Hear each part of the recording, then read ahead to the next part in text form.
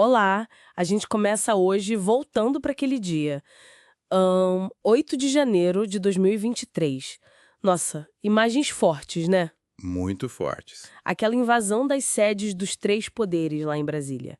Uma tensão que ficou no ar e, assim, muitas perguntas. O que exatamente aconteceu ali e por que esse dia continua tão presente? Pois é. Para tentar entender melhor, a gente reuniu um material bem variado, sabe?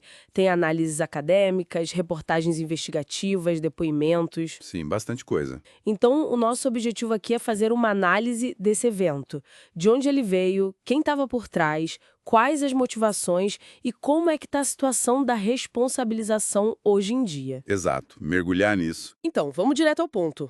Naquele domingo 8 de janeiro, manifestantes invadiram o Palácio do Planalto, o Congresso e o Supremo Tribunal Federal.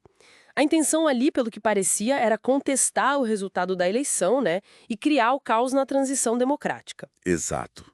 E o interessante, ou talvez preocupante, é que esse episódio ele não é um ponto fora da curva na nossa história, né? As fontes que a gente analisou conectam o 8 de janeiro a uma série de outras tentativas de golpe ou crises muito agudas. Tipo, quais? 1954, 55, 61, o próprio golpe de 64.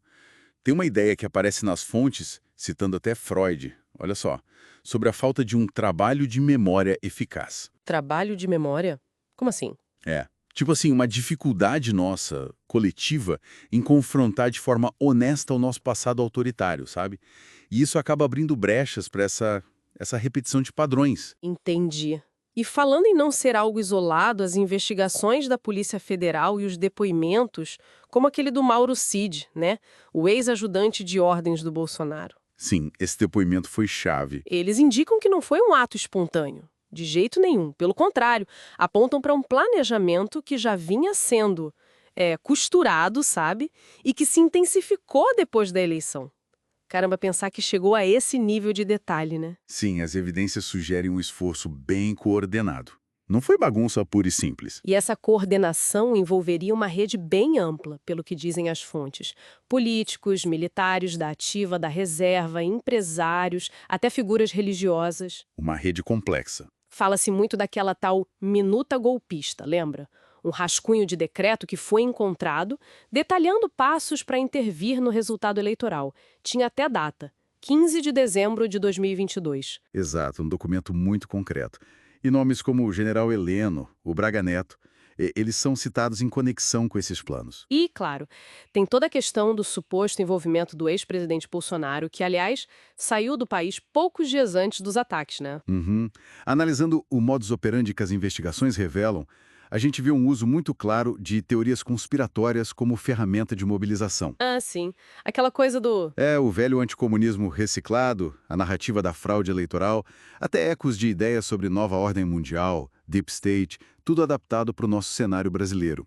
Isso era impulsionado, claro, por redes sociais tipo Telegram. As fontes descrevem isso como um estilo paranoico. Estilo paranoico? Explica melhor isso. É uma forma de ver o mundo, sabe? Baseada na crença em conspirações gigantescas, inimigos ocultos superpoderosos. O grupo se sente perseguido, lutando contra o mal. Nesse caso, os inimigos seriam o comunismo, as elites, o STF, enfim. Entendi. O objetivo final era bem claro: manter aquele grupo político no poder, mesmo que isso significasse romper com a ordem democrática, né? E vale lembrar que o 8 de janeiro não veio do nada. Foi precedido por outras ações.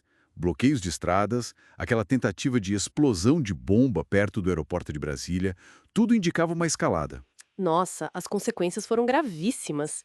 Um ataque direto ao coração das nossas instituições democráticas, né? Um verdadeiro teste de estresse para o Estado de Direito brasileiro. Sem dúvida alguma. E isso nos joga direto na questão da responsabilização, que é o grande debate agora.